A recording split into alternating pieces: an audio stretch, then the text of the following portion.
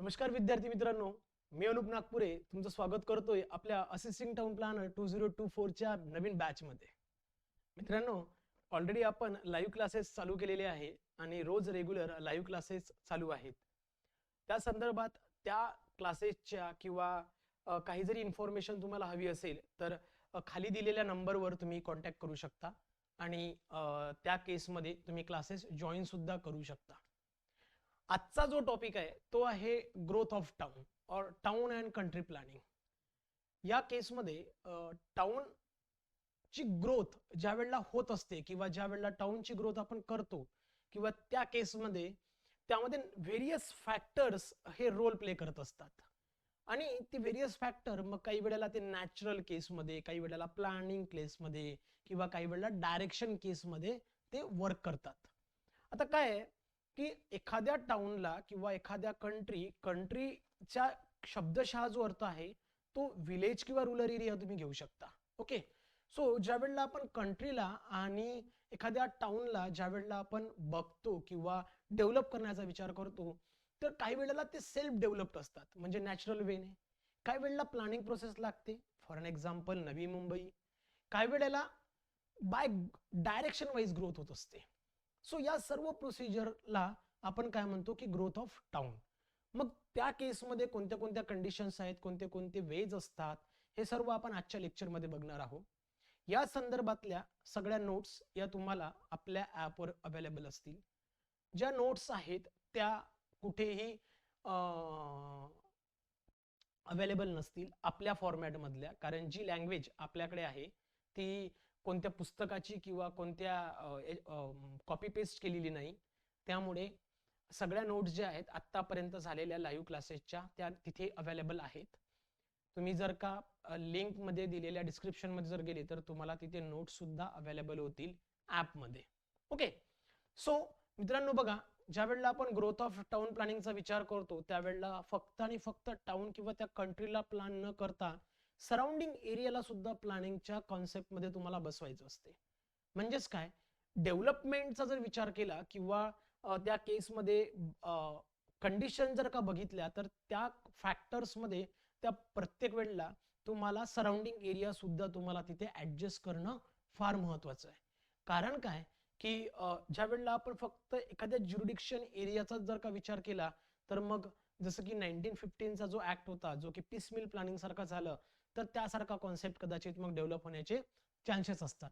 म्हणून त्यामुळे काय की तुम्हाला ज्या वेळेला डेव्हलपमेंटचा विचार करायचा आहे, ज्या वेळेला तुम्हाला ग्रोथचा विचार करायचा आहे एखाद्या सिटीचा, एखाद्या टाउनचा, एखाद्या विलेजचा, त्यावेळेला तो होलिस्टिक डेव्हलपमेंटचा विचार आपल्याला करावा लागेल आणि सोबतच सराउंडिंग एरिया सुद्धा तुम्हाला त्यामध्ये डेव्हलप करता यायला पाहिजे. बेसिकली ज्या वेळेला ग्रोथ ऑफ टाउन होते किंवा कंट्री किंवा टाउनची ज्या वेळेला ग्रोथ होते नॉर्मली ती दोन पद्धतीत बघितल्या जाते. First is nothing but according to the origin. म्हणजेच काय, एकदा ओरिजिन वाईज म्हणजे फ्रॉम द कॉन्सन्ट्रेटेड पॉइंट, एका पॉइंट पासनं ती फुल्ली डेव्हलप होत जाईल along the all over direction. किंवा सेकंड पॉइंट बघतो की according to the direction. Okay, की व्हर्टिकल हॉरिझॉन्टल डायरेक्शन्स नुसार त्याला ग्रोथ करण्याचे चान्सेस असतात. जसं मी ऑलरेडी या आधीच्या लेक्चरमध्ये सांगितलं होतं की काही ज्या सिटीज आहे ज्यांना डेव्हलपमेंटसाठी कुठेही वाव नाही. एक्झाम्पल म्हणून जर बघायचं झालं तर बँगलोर असं एक्झाम्पल आहे, बरोबर, ज्याला डेव्हलपमेंट होण्याचे चान्सेसच नाही. आणि नॉर्मली की Bangalore which is going to become dead city within a next 5 year. Okay, कारण सगळ्यात मोठा आयटी हब आहे. ऑल ओव्हर इंडियामधनं लोक तिथं मायग्रेट झालेले आहेत. त्यामुळे काय झालं की तिथलं पॉप्युलेशन एवढं डेन्स झालं आहे, हाय डेन्सिटी झाली आहे, सो दॅट त्या केसमध्ये जी काही हॉरिझॉन्टल स्पेस आहे किंवा हॉरिझॉन्टल लँड रिसोर्सेस आहेत ते ऑलमोस्ट संपुष्टात येत आहे किंवा संपत आहे. आणि त्यामुळे काय की तिथे डेव्हलपमेंट करण्यासाठी कोणतेही वाव उरलेली नाही किंवा त्यामध्ये डेव्हलपमेंटसाठी कोणतीही जागा उरलेली नाही. मग अशा केसमध्ये जिथे डेव्हलपमेंट होऊ शकत नाही किंवा डेव्हलपमेंटसाठी कोणताही कॉन्सेप्ट शिल्लक उरलेला नसेल त्याला आपण डेड सिटी बोलतो. आणि अशी एक बेंगलोर आहे ज्यामध्ये ग्रोथ ऑफ टाउनचा कॉन्सेप्ट तिथे जर का युजही करायचा झाला तर तुम्हाला तिथे फक्त आणि फक्त व्हर्टिकल ग्रोथ एवढाच एक ऑप्शन असू शकतो. हॉरिझॉन्टल ग्रोथ तिथे अप्लाय करता येत नाही, हे तेवढंच महत्वाचं. ओके, सो लेट्स सी बघूया की अकॉर्डिंग टू द ओरिजिन ज्या वेळेला मी बघतो त्यावेळेला याच्या दोन कंडिशन्स असतात. अकॉर्डिंग टू द ओरिजिनच्या दोन कंडिशन्स असतील. First is nothing but the natural growth. Natural म्हणजे ऑब्व्हियसली नॅचरल प्रोसेस मध्ये जी काही ग्रोथ होत जाईल, म्हणजेच काय, without any concept of planning, without using the any rules regulations, simply वाढत चाललंय, सिटी वाढत चालली आहे, त्यालाच आपण बोलतो natural growth. Sometimes natural growth जी आहे ती काही वेळेला फायदेशीर ठरते, काही वेळेला त्याचे डिसएडव्हान्टेजेस पण भरपूर असतात. त्यामधलाच एक पार्ट जो आहे स्कॅटर्ड ग्रोथ. सो याचे काही भरपूर सारे डिसएडव्हान्टेजेस पण बघायला मिळतात, काही वेळेला याचे ऍडव्हान्टेजेस पण असतात. म्हणजे नॅचरल ग्रोथ प्रत्येकच वेळा प्रिस्क्राईब करू शकतो असं नाही. ओके, काही वेळेला ती ऍक्सेप्टेबल आहे, काही वेळेला नाही. क्लिअर. सो ज्या वेळेला मी अकॉर्डिंग टू द ओरिजिनचा विचार करतो त्या केसमध्ये नॅचरल ग्रोथ जो फर्स्ट पार्ट आहे त्याचे पुन्हा 4 सब टाइप तुम्हाला बघायला मिळतील. First is nothing but the concentric spread और कॉन्सेंट्रिक ग्रोथ. कॉन्सेंट्रिक म्हणजे काय, फ्रॉम द ओरिजिन पॉइंट सगळ्या साईडला सारखी जी काही ग्रोथ होत असेल त्याला आपण कॉन्सेंट्रिक ग्रोथ बोलणार. पुढे याच्याविषयी बोलू. रिबन डेव्हलपमेंट, लांबलचक जी सरळ डेव्हलपमेंट होत असेल त्याला आपण रिबन डेव्हलपमेंट म्हणतो. सॅटेलाइट ग्रोथ म्हणजेच काय, जे काही अर्थच्या ऑर्बिटमध्ये जे काही सॅटेलाइट्स असतील नंबर ऑफ पार्ट मध्ये, त्याला आपण त्याच नावावरनं हा सॅटेलाइट ग्रोथ हा आपण एक वर्ड डिझाईन केलेला आहे. त्यानंतर स्कॅटर्ड ग्रोथ, जो की स्कॅटर्ड तुकड्यांसारखा नंबर ऑफ मल्टिपल वेज मध्ये डिझाईन झालेला जो काही ग्रोथ आहे एखाद्या सिटीचा, त्याला आपण स्कॅटर्ड ग्रोथ म्हणतो. त्यानंतर नेक्स्ट ज्या वेळेला आपण अकॉर्डिंग टू द प्लॅन बघतो त्यावेळेला along the process of planner by using the number of planners with number of rules regulation building bylaws and etcetera etcetera, ह्या सर्व गोष्टी यूज करून ज्या वेळेला आपण एखाद्या कंडिशन मध्ये किंवा एखाद्या पर्टिक्युलर केसमध्ये सिटीला डेव्हलप करायचा प्रयत्न करतो त्याला आपण बोलतो प्लॅनिंग किंवा well plan growth. Next type is nothing but the according to the direction, आणि याचे दोन पुन्हा सब टाइप बघायला मिळतात. First is nothing but the horizontal growth आणि second is nothing but the vertical growth. So these are the two important points, horizontal growth and vertical growth, ज्यामध्ये तुम्हाला conceptual plan इथे युटिलाइज करायचा आहे. याचे भरपूर सारे ऍडव्हान्टेजेस आणि डिसएडव्हान्टेजेस पण आहे. मग मेंटॅलिटीवर सुद्धा डिपेंड करतं की हॉरिझॉन्टल ग्रोथ मध्ये आपण सेटल व्हायचंय की व्हर्टिकल ग्रोथ मध्ये सेटल व्हायचंय. काही वेळेला जसं की मुंबईमध्ये वगैरे राहणाऱ्या लोकांना व्हर्टिकल ग्रोथ सफिशियंट आहे किंवा तिथल्या लोकांना तिथे ऍडजस्ट करणं फार महत्वाचं आहे. बट अदर दॅन मुंबई जर का असेल, जसं की आपण नागपूरमध्ये पण आता व्हर्टिकल ग्रोथ खूप व्हायला लागली, जसं की अमरावती आहे, कोल्हापूर आहे, सोलापूर आहे, जेवढ्या छोट्या छोट्या महानगरपालिका आहे त्यामध्ये अजूनही हॉरिझॉन्टल ग्रोथला सफिशियंट स्पेस आहे किंवा थोडंफार अवेलेबल आहे. म्हणजे तिथे लोक किंवा तिथली जी नेचर आहे ते हॉरिझॉन्टल ग्रोथ मध्ये बिलीव्ह करते. स्पेशली कंट्री प्लॅनिंगचा विचार केला तर व्हर्टिकल ग्रोथला जास्तीत जास्त मेंटॅलिटी ऍब्झॉर्ब करत नाही. किंवा ज्या वेळेला आपण असं बोलतो अपार्टमेंट सिस्टीम, तर अपार्टमेंट सिस्टीम हे फक्त काहीच लोकांना पटतं, काही लोकांच्याच मेंटॅलिटीला पटतं, काही लोकांना ते आवडत नाही. सो ही ग्रोथ डिपेंड करते काही वेळेला फिजिकल वेवर, काही वेळेला मेंटली ग्रोथवर सुद्धा डिपेंड करतं. Okay, so this is the concept of growth of town planning. यामध्ये जे नंबर ऑफ पार्ट्स आपण बघणार आहोत त्यामधला जो पहिला पार्ट आहे growth of town according to the origin, ज्यामध्ये आपण बघितलं की दोन वेज मध्ये एखाद्या टाउनचं किंवा कंट्रीचं ग्रोथ होत असते किंवा डेव्हलपमेंट होत असते, ती म्हणजे नॅचरल ग्रोथ आणि next is nothing but the well plan growth. So natural growth obviously आपण त्याला काय म्हणू शकतो, नॅचरल प्रोसेस मध्ये ग्रोथ झालेली आहे, म्हणजे कोणतेही प्लॅनिंग कॉन्सेप्ट किंवा प्लॅनिंग प्रोसिजर अडॉप्ट केलेली नाही, त्याला काय बोलतो आपण नॅचरल ग्रोथ. आणि प्लॅन ग्रोथ त्याला बोलणार ज्या केसमध्ये प्लॅनिंग प्रोसेस मध्ये आपण प्लॅन ग्रोथ त्याला बोलतो की जिथे परफेक्ट प्लॅनर्स और number of determination, future provisions, rules regulations हे यूज केलेली जी काही ग्रोथ असते त्याला काय बोलतो plan growth. So these are the two conceptual values, plan growth and the natural growth. आता पुढे बघणार की नॅचरल ग्रोथ मध्ये जो पहिला होता कॉन्सेंट्रिक स्प्रेड. कॉन्सेंट्रिक स्प्रेड यामध्ये बघा मित्रांनो, तुम्हाला जी फर्स्ट डायग्राम दिसते, यामध्ये तुम्हाला जे झोन दिसत आहेत किंवा एक सर्क्युलर सर्क्युलर स्पेस दिसत आहे, त्यामध्ये 3 ते 4 पद्धतीचे वेगवेगळे कलर यूज केले गेले आहेत. जो पहिला कलर जो दिसतोय त्यामध्ये खूप टॉल बिल्डिंग आहे, याला आपण काय बोलतो की जो फर्स्ट आहे याला आपण बोलणार सीबीडी, याला बोलतायत CBD. So CBD is nothing but the central business district.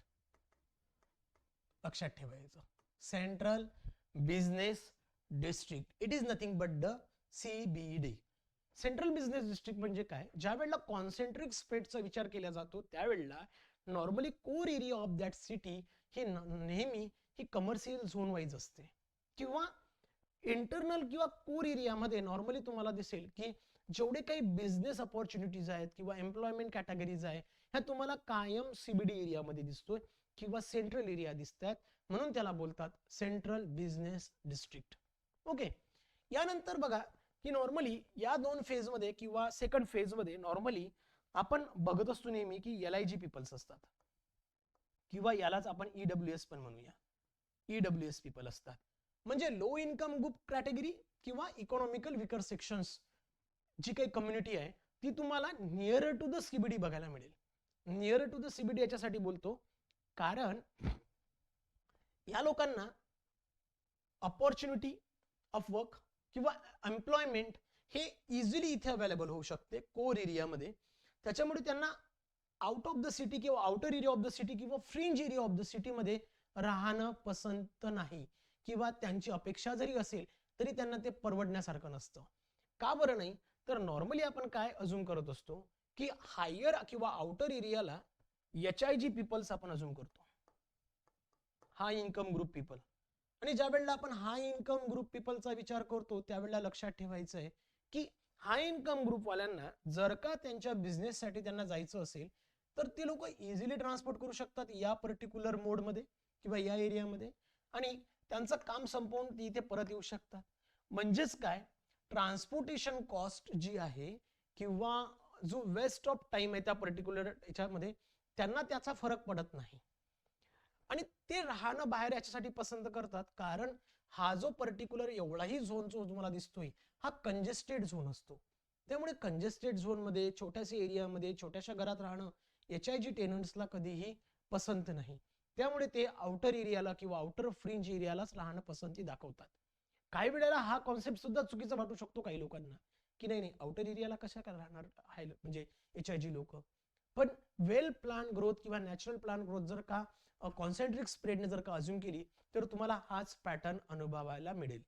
त्या केसमध्ये आता LIG पीपल जर का विचार केला किंवा EWS कम्युनिटीचा जर का विचार केला तर त्या केसमध्ये त्यांना जर का आउटर किंवा फ्रिंज एरियाला जर का राहायचं असेल तर या केसमध्ये त्यांना इथून या पॉइंट पर्यंत जाणे किंवा तिथनं परत येणे हे त्यांच्या केसमध्ये transportation cost varies, employment cost varies, हे परवडणार नाही. त्यामुळे बेस्ट ऑफ बेस्ट काय आहे की ते लोक इथे राहायला पसंती दाखवतात, या एरियामध्ये राहायला पसंती दाखवतात. ठीक आहे ना, 1 रूम 1 किचन आहे, सफिशियंट आहे. काही वेळेला एका रूम मध्ये किंवा अफोर्डेबल हाऊसिंग सिस्टीम जर तिथे अवेलेबल असेल तर ते सुद्धा मला चालेल, रेंट वाईज चालेल, but they will try to adjust in this level only. Okay, आणि मग याच्यामध्ये मी बघतोय तर मग यामध्ये कोण येतात, MIG, middle income group people. Okay, so this is the concept of concentric spread or concentric growth of town. आता हा काय असतो नॉर्मली की लोकांची जी काय टेंडन्सी असते की ज्या वेळेला एखाद्या पर्टिक्युलर पॉइंटला ओरिजिन मानून ज्या वेळेला एखाद्या सिटीचा ग्रोथ होत असतो त्यालाच आपण काय म्हणतो, कॉन्सेंट्रिक ग्रोथ म्हणतो. ओके, अँड लोकांना शहरातच राहायचं आहे पण लॅविश राहायचं आहे म्हणून ते लोक काय पसंती दाखवतात, आउटर एरियाला राहायला पसंती दाखवतात. लॅविश जगायचं आहे, मोठमोठ्या बंगल्यांमध्ये राहायचं आहे, मग ते आउटर एरियाला राहायला पसंती दाखवतात. So this is the concentric growth. Concentric growth is the growth of buildings that spread from a centre in all directions. जसं मी सांगितलं सिमिलरली सगळ्याच डिरेक्शनला सेम सेम पसरलेलं असेल, बट ओरिजिन कोण असेल, CBD, सेंट्रल बिझनेस डिस्ट्रिक्ट जो आहे किंवा सेंट्रल बिझनेस डिस्ट्रिक्ट युनिट जो आहे, अलॉंग विथ किंवा with respect to that point only ज्या वेळेला ग्रोथ होत असते त्याला आपण बोलतो CBD point. This type of buildings usually form a ring and consist of residential buildings surrounded by commercial area. Normally काय की हा जो कमर्शियल एरिया आहे, नॉर्मली याच्या भोवताल मग काय रेसिडेन्शियल बिल्डिंग्स बघायला मिळतील. Next, the town develops in the form of concentrated rings with the nucleus as a town such as a growth create any complicated problems such as a traffic congestion, narrow streets and etc.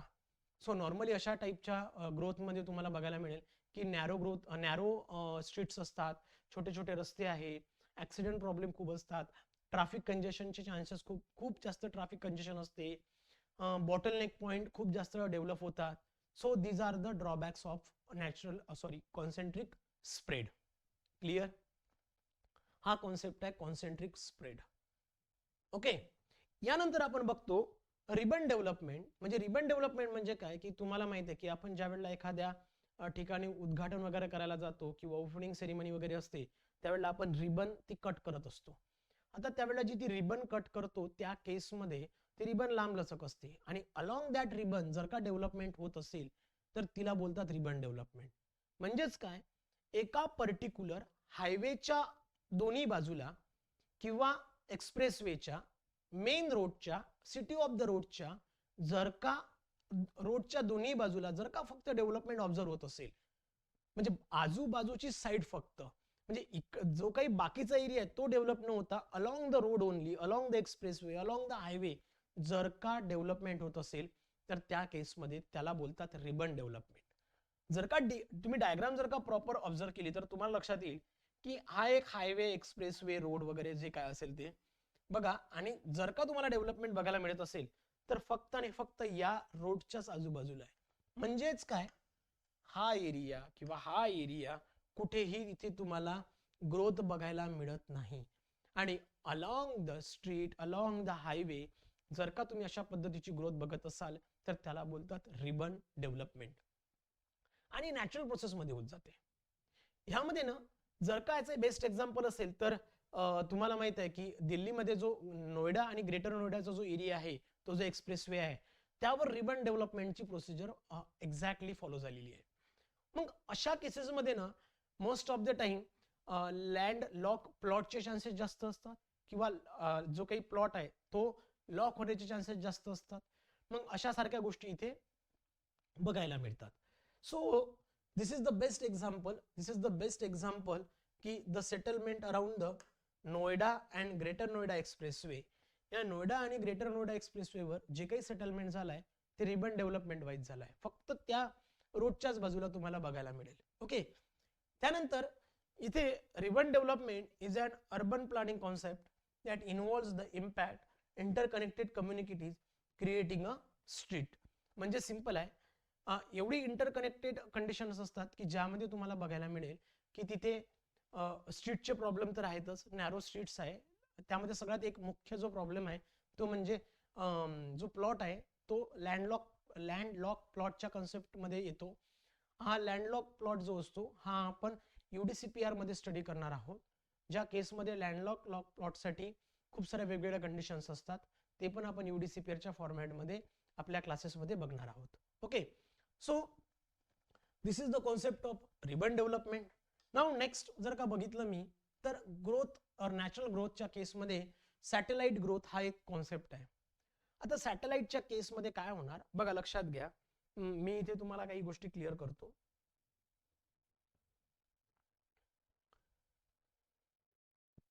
बघा, proper समजून घ्या काय conditions काय असते किंवा काय concept काय आहे. यामध्ये तुम्हाला लक्षात येईल मित्रांनो की एक पॅरेंट सिटी आहे, ही एक पॅरेंट सिटी आहे किंवा मेन सिटी आहे और मेन टाउन आहे. आता हे एका लिमिट पर्यंत याची जागा संपत आहे किंवा लोकांचं पॉप्युलेशन एका लिमिट पर्यंत इथे वाढत आहे आणि काही लोकांना तर थोडं एकदम लाविश जगायचंय किंवा परफेक्ट जगायचंय. त्या केसमध्ये मग मी काय करणार, त्या केसमध्ये सिंपल आहे की त्या कंडिशन मध्ये अलॉंग द हायवे or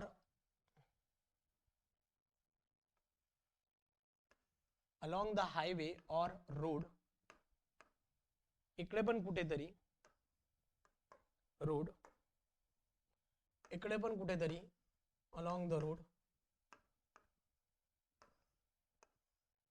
या साइडला कुठेतरी मी एक सॅटेलाइट टाउन उभं करेल. इकडे एक छोट्या छोट्या वसाहती, सब टाउन ज्याला बोलतो, अशा तयार करेल. But with respect to the main city, with respect to main city. म्हणजेच काय, मला जे एम्प्लॉयमेंट आहे ती इथेच आहे, मला जॉब ऑपॉर्च्युनिटी इथेच आहे, माझं जे डेली वर्क आहे ते इकडेच आहे, मी रोज माझ्या वर्कसाठी एम्प्लॉयमेंटसाठी मी इथे येणार आणि काम झालं की परत आपल्या सिटीला परत जाणार. So this type of city with respect to the main city, जे सब टाउन बघितले जातात त्याला आपण काय बोलतो, सॅटेलाइट टाउन बोलतो. मग आता यामध्ये जे पॉकेट्स तयार होत असतात, नॉर्मली हे जे काही पॉकेट्स तयार होत आहेत, हे जे काही पॉकेट्स तयार होतात, तर इथे नॉर्मली तुम्हाला agriculture zone, okay, agri zone normally आपण इथे काय करत असतो, बघायला मिळतात. म्हणजेच काय, जो की आपण ग्रीन झोनचा बेल्ट म्हणतो किंवा ग्रीन झोन ज्याला बोलतो, तो ग्रीन झोन इथे नॉर्मली आपण काय करतो, ऑब्झर्व करत असतो. So this is the concept of satellite town. बघा एकदा, when a certain town reaches certain size, satellite growth is bound to take place. म्हणजेच काय, नॉर्मली काय, ही जी पॅरेंट सिटी आहे किंवा ही जी एक पॅरेंट सिटी आहे, ही ज्या वेळेला एका सर्टन लिमिट पर्यंत किंवा सर्टन साईज पर्यंत फुल होते, त्यानंतर लोक काय करतात, त्या सिटीच्या नियरर एक नवीन वसाहत तयार करतात. त्यालाच आपण काय बोलतो, सॅटेलाइट टाउन बोलतो. त्या केसमध्ये satellite town is the named after the artificial satellite that orbit अर्थ. मी तुम्हाला आधीच सांगितलं होतं की हे ना अर्थ ऑफ ऑर्बिट वरनं हे नाव ठेवलं गेलेलं आहे. ओके, त्यानंतर satellite growth takes place around the parent city. म्हणजेच काय, यावरनच फक्त डिपेंड करते. आणि मग हा मध्ये जो तुम्हाला पार्ट दिसतोय एलो टाइप, हा नॉर्मली ऍग्रिकल्चर झोन किंवा ग्रीन झोन म्हणून ऑब्झर्व करण्यात येतो. ओके, हा नॉर्मली जो एरिया आहे हा ऍग्रिकल्चर झोन किंवा ग्रीन झोन म्हणून ऑब्झर्व करण्यात येतो.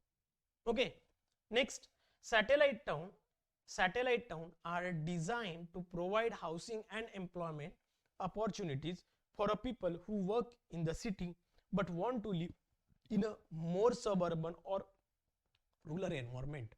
सो त्या केसमध्ये काय, सॅटेलाइट टाउन अशा पद्धतीने फॉर्म केला जातो. Okay, so this is the concept of satellite town. Clear? I hope की प्रॉपर समजलं असेल. नेक्स्ट आपण बघतोय तो म्हणजे मित्रांनो स्कॅटर्ड ग्रोथ. बघा नॉर्मली काय होतं की स्कॅटर्ड ग्रोथ काय आहे की एकदम इरेग्युलर वे आहे. ही scattered growth never acceptable anywhere. Okay, कुणीही याला होकार देणार नाही किंवा अशा केसमध्ये राहायला तयार होणार नाही. It is a very irregular shape of town. या केसमध्ये ना ऍडव्हान्टेजेस पेक्षा डिसएडव्हान्टेजेस, ड्रॉबॅक्स भरपूर बघायला भेटतात आणि सिरियस ड्रॉबॅक्स आहेत. जसं की मी बघतोय की आता बघा, हा इथे तुम्हाला एक येलो झोन दिसते, म्हणजे इथे लोक राहतात, इकडे लोक राहतात, इकडे लोक राहतात, इकडे लोक राहतात, इकडे लोक राहतात, इकडे लोक राहतात. म्हणजे जेवढे येलो झोन आहे तर ती आहे developer site. Okay, proper develop जी झाली आहे किंवा डेव्हलपर साईट ती आहे. आता या दोन साईडच्या मधात म्हणजे हा रेसिडेन्शियल पार्ट आहे, हा पण रेसिडेन्शियल पार्ट आहे आणि काही वेळेला याच्या दोघांच्या मधात एक इंडस्ट्रियल पार्ट येतो. याच्या मधात इंडस्ट्रियल पार्ट येण्याचे चान्सेस आहे. म्हणजे ऑब्व्हियसली बघा, पोल्युशनचे चान्सेस जास्त होणार, ट्रॅफिक कंजेशन होणार, कम्फर्टनेस नसणार, कन्व्हिनियन्सी नसणार, ब्युटी नसणार, लाईफ मध्ये हेल्थ आणि वेल्थ नसणार. म्हणजे ऑलमोस्ट सगळे प्रिन्सिपल आणि ऑब्जेक्टिव्ह जे आपण या आधीच्या लेक्चरमध्ये स्टडी केले ते सगळे इथे डिस्टर्ब होत आहे 100%. So this is the concept of scattered. टप्प्याटप्प्यांमध्ये किंवा तुकड्यांमध्ये एखाद्या सिटीची ग्रोथ होते, त्यालाच आपण काय बोलतो, स्कॅटर्ड ग्रोथ बोलत असतो. लक्षात ठेवा. Okay, it is when town grows in an irregular way, it resulting in the traffic congestion and encroachment of industries on a residential areas, development of slum. आणि सगळ्यात मोठं एक चान्स आहे की ज्यामध्ये स्लम डेव्हलप होऊ शकतो किंवा स्लम एरिया डेव्हलप होण्याचा हा एक खूप मोठा कंजेस्टेड एरिया आहे. तुम्हाला माहिती आहे, जर का तुम्ही काही लोक धारावीमध्ये जर का जाऊन आले असेल, किंवा ते ना एक वेब सिरीज पण आहे धारावी बँक. तर धारावी बँक मध्ये जर का तुम्हाला माहित असेल तर त्यामध्ये दाखवलेलं आहे काही काही त्या त्या एरियामध्ये अशी जागा आहे की जिथनं फक्त एकच माणूस जाऊ शकतो. बरोबर आहे. म्हणजे डेव्हलपमेंट कुठे होण्याचे चान्सेस नाही, प्रॉपर स्ट्रीट नाही, प्रॉपर रोड्स नाही, ड्रेनेज प्रॉब्लेम आहेत, इलेक्ट्रिसिटी प्रॉब्लेम आहे, वॉटर सप्लाय प्रॉब्लेम आहे. खूप मोठं टेन्शनवाला कार्यक्रम आहे तिथे. ॲग्री करता? मग अशा टाईपची जर का ग्रोथ असत असेल तर त्या केसमध्ये स्लम डेव्हलपमेंटला इथे सगळ्यात जास्त तुम्हाला बघायला मिळतं की स्लम डेव्हलपमेंट इथे होण्याचे चान्सेस हे जास्त असतात. So this is the scattered growth and this type of growth never acceptable anywhere in India म्हणा किंवा बाहेर म्हणा, कुठेही अशा टाईपच्या ग्रोथला कुठेही वाव नाही. कारण लोकांना कम्युनिटीजमध्ये राहायला आवडतं. त्यामुळे कम्युनिटीज ज्या वेळेला तयार होतात त्या वेल प्लॅन असायला पाहिजे किंवा वेल डेव्हलप्ड असायला पाहिजे. ओके. लोकांना एक एकटं किंवा वेगवेगळं राहण्यापेक्षा कम्युनिटीजमध्ये राहायला आवडतं. त्यामुळे ती आपल्या भारताची संस्कृती पण नाही. त्यामुळे ज्यावेळेला आपण कम्युनिटीमध्ये राहतो तेव्हा ती प्रॉपर प्लॅन असणं गरजेचं आहे, प्रॉपर डेव्हलप असणं सुद्धा गरजेचं आहे. क्लिअर? त्यानंतर मित्रांनो बघूया प्लान ग्रोथ. ऑब्व्हियसली ज्या वेळेला आपण प्लान ग्रोथचा विचार करू त्यावेळेला this is the second type of origin growth. Natural झाल्यानंतर प्लान आहे. प्लान ग्रोथचा ज्या वेळेला विचार करतो त्यावेळेला तुम्हाला एक लक्षात ठेवायचं आहे की प्लान ज्या वेळेला आपण यूज करतो त्यावेळेला urban planners plays a very important role to develop that particular city और टाउन और कंट्री. क्लिअर? सो प्रत्येक एका टाउन प्लॅनिंगच्या कॉन्सेप्टमध्ये, प्रत्येक एका टाउन प्लॅनिंगच्या प्रोग्रेसमध्ये त्या प्लॅनरचा खूप जास्त एक इम्पॉर्टंट रोल प्ले केला जात असतो. ज्या केसमध्ये रूल्स, रेग्युलेशन्स, बायलॉज, एथिक्स, सगळे जे काही कन्सेप्ट असतील ते अप्लाय करून ज्या वेळेला एक डेव्हलपमेंट बघायला मिळते ती असते प्लान ग्रोथ. ओके. याचं बेस्ट एक्झाम्पल जर का बघायचं झालं तर त्याचं नवी मुंबई हे एक बेस्ट एक्झाम्पल आहे की जी मुंबई आधी कॉन्सेंट्रिक फॉर्मॅटमध्ये डेव्हलप व्हायला लागली होती ती आता परफेक्ट प्लान सिटी झालेली आहे. बरोबर आहे. आधीचा जर का कॉन्सेप्ट बघितला असेल तुम्ही, नवीन मुंबईचा जर का तुम्ही एखादा आर्टिकल वाचा जुनं डेव्हलपमेंटच्या बाबतीतलं, किंवा आपल्याकडे आहे पण मी तुम्हाला ॲपमध्ये शेअर पण करून देईल की नवी मुंबईचा जो ग्रोथ होता तो बघायला जर गेलं तर की कॉन्सेंट्रिक ग्रोथ वाटत होता. पण ज्या वेळेला तो चेंज करण्यात आला किंवा ज्या वेळेला प्लॅनर्सने त्यांचा रोल प्ले केला, ज्या वेळेला तिथल्या ऑथॉरिटीजने त्यांचा रोल प्ले केला त्यावेळेला ते परफेक्ट प्लॅन केलं गेलंय, सेक्टर वाईज प्लॅन केला गेलाय आणि परफेक्ट प्लॅन सिटी म्हणून नवी मुंबई आता आपण लोक बघतो. म्हणजे आफ्टर द चंदीगडचा जर विचार केला तर मला तरी वाटतं की Navi Mumbai is the best part of the plan city. Okay. So त्या केसमध्ये जर बघायचं झालं तर मग in the event of plan growth a town progress along a predeterminate trajectory in vision of urban planners. मग या सिटीमध्ये फ्युचर प्रोव्हिजन्स असतं, इथिक्स असतील, कम्फर्टनेस असेल, कन्व्हिनियन्सी असेल, प्रॉपर परफेक्शन ऑफ अम्युनिटीज असतील, तिथे सगळे rules regulation proper perfectly use केल्या गेले असतील. सो अशा सिटीत कोणाला आवडणार नाही जायला? म्हणजे ऑब्व्हियसली अशा ठिकाणी जर राहायला मिळत असेल, सगळ्या गोष्टी परफेक्ट आहे, राहायला कोण सगळ्यांनाच आवडेल. म्हणून मग काय की अशा टाईपच्या कन्सेप्टला आत्ता गरज आहे, ज्यासाठी आपण लोक काम करतोय आणि त्याच मधनं आपल्याला ही पोस्टिंग अचीव करायची आहे. Okay. The overall development of the town is carefully manage throughout the implementation of appropriate rules and regulation. This method expansion prevents the chaotic proliferation of activities often experienced in a typical town. Various zones including residential, industrial, commercial and more thoughtfully distributed rationally. Okay. Obviously मी आधीच सांगितलं की हे perfect plan केलेलं आहे आणि with a future provision not for the 1 or 2 3 years, for the long लाईफसाठी जे काही फ्युचर प्रोव्हिजन बघितलं जातं ते अशा टाईपच्या वेल प्लॅन सिटीजमध्ये बघितलं जातं आणि त्यानुसारच अशा सिटीजला डेव्हलप करतात. So this is the concept of plan growth. लक्षात आलं? दोन टाईपच्या ग्रोथ बघितल्या, एक नॅचरल, एक प्लॅन. नॅचरल ग्रोथ काही वेळेला ऍक्सेप्टेबल आहे, काही वेळेला नाही आहे. Plan growth is the perfect one, perfect, no issues at all. कोणत्याही पद्धतीत तिथे खोट काढायला जागा नाही. सिंपल.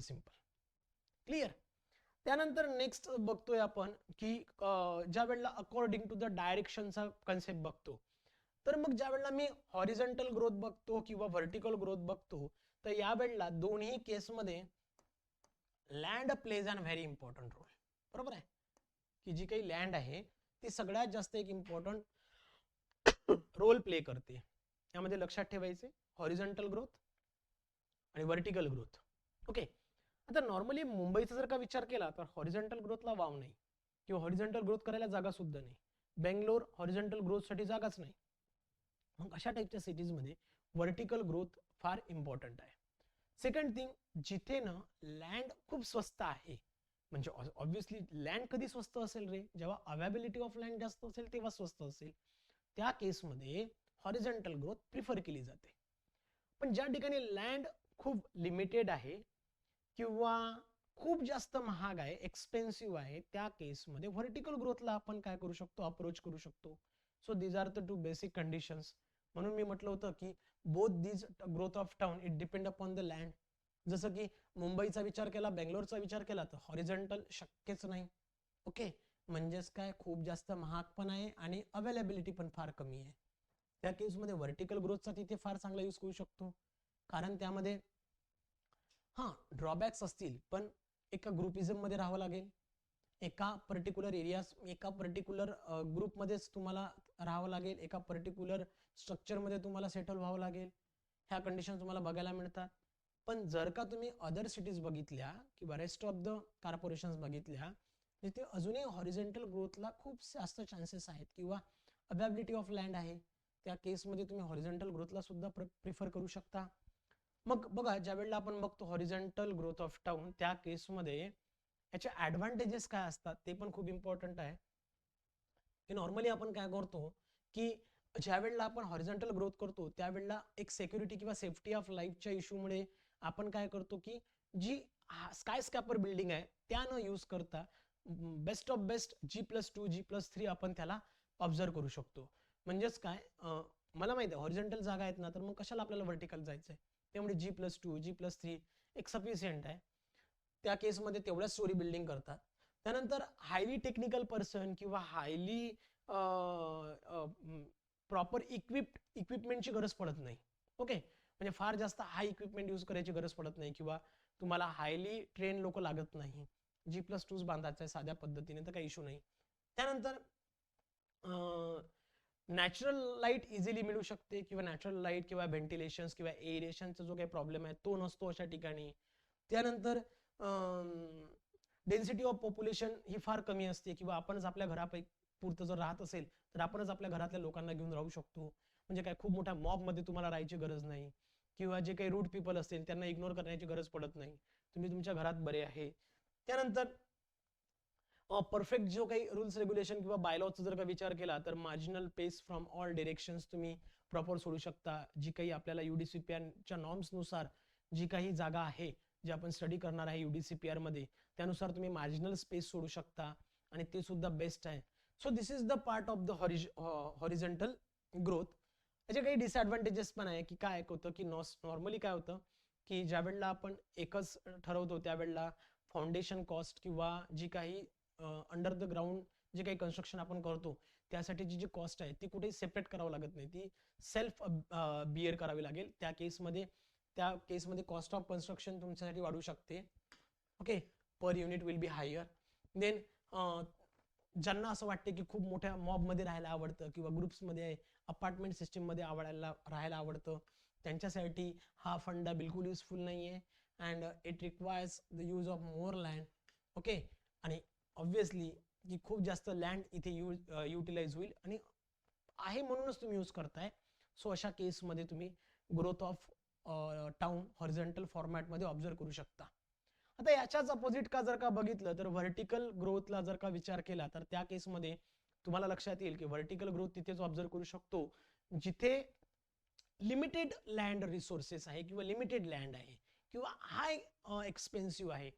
त्या केसमध्ये मग आपण अशा कंडिशन्स बघतो की जिथे व्हर्टिकल ग्रोथ होते, जसं की मुंबई, बँगलोर अशा सिटीजमध्ये व्हर्टिकल ग्रोथ बेस्ट आहे. पण यामध्ये ना भरपूर साऱ्या कंडिशन्स आहेत, याचे ॲडव्हान्टेजेस पण आहेत काही, असं नाही की नाही, पण त्या केसमध्ये भरपूर काही कंडिशन्स आहे. आता ॲम्युनिटीज वाईज जर का बघायचं झालं तर सिंगल ॲम्युनिटीज नुसार ग्रुप ऑफ पीपल त्याला यूज करू शकतात. जसं की रोड आहे, स्ट्रीट आहे, तो तिथल्याच अपार्टमेंटला जर जात असेल तर मग तो सगळे लोक तो एकच रोड यूज करावा लागेल. अम्युनिटीजच्या केसमध्ये स्ट्रीट लाईट एका लोकाला पण तेवढाच लाईट लागतो, 10 पण तेवढाच लागेल. म्हणजे अम्युनिटीज वाईज तो एक कन्सेप्ट खूप चांगला आहे. त्यानंतर वॉटर प्रॉब्लेम, ड्रेनेज प्रॉब्लेम हे सुद्धा बऱ्यापैकी तिथे इझिली सॉल्व्ह होतील. म्हणजे तो एक ॲडव्हान्टेज झाला. त्यानंतर फाउंडेशन कॉस्ट जी काही असेल पर पियर म्हणा किंवा पर फुटिंग वाईज तुम्ही त्याला डिस्ट्रीब्यूट करू शकता. म्हणजेच काय, टोटल कॉस्ट ऑफ बिल्डिंग जी काही असेल त्यामध्ये हॉरिझॉन्टल आणि व्हर्टिकल जर का कम्पेअर केलं तर व्हर्टिकलमध्ये ऑब्व्हियसली मला फक्त एक फ्लॅट घ्यायचा आहे आणि मी एका फ्लॅटमध्ये राहणार त्या अपार्टमेंटच्या, म्हणजे मला त्या फ्लॅटचीच फक्त किंमत द्यावी लागेल. ओके. पण ज्यावेळेला आपण हॉरिझॉन्टल घेतो त्यावेळेला लँड प्लस प्लॉट या सगळ्यांच्या गोष्टीचा, लँड प्लस प्लॉट नाही, कन्स्ट्रक्शन, ह्या सगळ्यांचा विचार करावा लागतो. त्यामुळे तो एक इथे फायदा असतो. त्यानंतर नॉर्मली काय की हायर असते बिल्डिंग, त्याच्यामुळे काय की जे वरचे लोक राहतात त्यांना नंबर ऑफ सिनरी व्ह्यूज जर असेल तर ते तिथे अवेलेबल असतात, खालच्यांना तर काहीच नाही. सो तो एक इथे एक ॲडव्हान्टेज असू शकतो. त्यानंतर साऊंड प्रूफिंग, फायर प्रूफिंग किंवा heat insulation, air conditioner, high speed असे ॲडव्हान्टेजेस इथं घेता येतात. त्यानंतर लँड सेव्ह होते, हा एक बेस्ट ॲडव्हान्टेज आहे की जर का अवेबिलिटी ऑफ लँड नाही तर मग लँड इथे बऱ्यापैकी चांगल्या प्रमाणात तुम्ही सेव्ह करू शकता. त्यानंतर there will be a economy in construction cost of the building will be designated at the frame structure, repetition of typical floor. अपार्टमेंटमध्ये राहत आहे ना, मग अपार्टमेंटमध्ये राहत आहे तर मग ground floor, first floor, second floor copy paste असतो, तुम्हालाही माहिती आहे. त्याच्यामुळे ना त्याचा एक ॲडव्हान्टेज तो कॉन्ट्रॅक्टरला म्हणा किंवा त्या डेव्हलपरला आहे की जो तो कन्स्ट्रक्शन करतो तो इझी वेने वाटतो त्याला. ओके. सो हा एक ॲडव्हान्टेज आहे. पण याचे डिसॲडव्हान्टेज खूप आहेत. कारण आपण ज्या वेळेला एखाद्या ग्रुप ऑफ पीपलमध्ये राहतो त्यावेळेला सगळे लोक सारखे नसतात. ओके. जसं आपण घरात आपण आपलं ॲडजस्ट करतो तसं आपण कम्युनिटीमध्ये ॲडजस्ट करणं पॉसिबल होणार नाही. त्यामुळे अशा वेळेला रूड लोक किंवा जे काही निगेटिव्ह पीपल्स असतील त्यांना इग्नोर करावं लागेल. त्यानंतर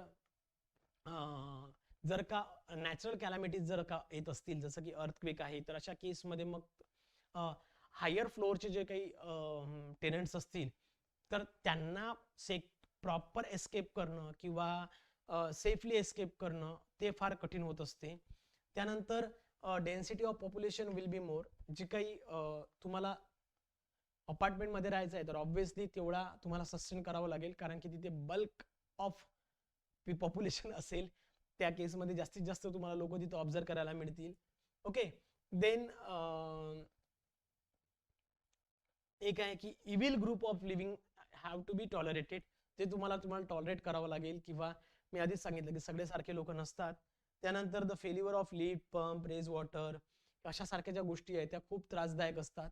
लिफ्ट खराब झाली मग चालले तुम्ही 10व्या फ्लोअरवरनं खाली किंवा मग त्याच्यासाठी खूप जास्त मनस्ताप होतो किंवा या सगळ्या गोष्टींचा जो विचार केला जातो किंवा हा व्हर्टिकल ग्रोथमध्ये आहे. सो अशा पद्धतीने आपण काय करू शकतो, एखाद्या टाउनला किंवा एखाद्या सिटीला आपण डेव्हलप करू शकतो. क्लिअर? आय होप की तुम्हाला हा जो कॉन्सेप्ट आहे तो लक्षात आला असेल. हा जो एक कॉन्सेप्ट होता तो लक्षात आला असेल की growth of town and country planning. Okay. दोन्ही वर्डिंग एकच आहे, ग्रोथ ऑफ टाउन म्हणा किंवा टाउन अँड कंट्री प्लॅनिंग म्हणा. सो कंडिशन्स काय असतात एकच आहे. क्लिअर? आय होप हे लक्षात आलं असेल. त्यानंतर काही एमसीक्यूज होते की आपण लास्ट लेक्चरमध्ये जे स्टडी केलं होतं त्याच्यावर काही एमसीक्यूज आहे. जो फर्स्ट एमसीक्यू आहे की town planning scheme was first introduce in Bombay town planning act. की टाउन प्लॅनिंग स्कीम पहिल्यांदा कोणत्या टाउन प्लॅनिंग ऍक्टनुसार इंट्रोड्यूस केल्या गेली होती. तर याचा आन्सर तुम्हा लोकांना माहित आहे ऑब्व्हियसली 1915 मध्ये फर्स्ट टाइम जेव्हा Bombay town planning act 6 March 1915 ला डेव्हलप फोर्समध्ये आला त्या स्कीम मध्ये किंवा त्या ऍक्ट मध्ये first time town planning scheme ही डेव्हलप करण्यात आली होती. बरोबर. पण पुढे काय झालं, पुढे त्याचं पीसमिल प्लॅनिंग होतं की अंडर विदिन अ ज्युरिडिक्शनच फक्त डेव्हलपमेंट होतं, त्याच्यामुळे सराउंडिंग डेव्हलपमेंट होऊ शकत नव्हतं. त्यामुळे तो ऍक्ट तिथे थांबवला आणि मग नवीन ऍक्ट आणला जो की 1954 चा होता. ओके.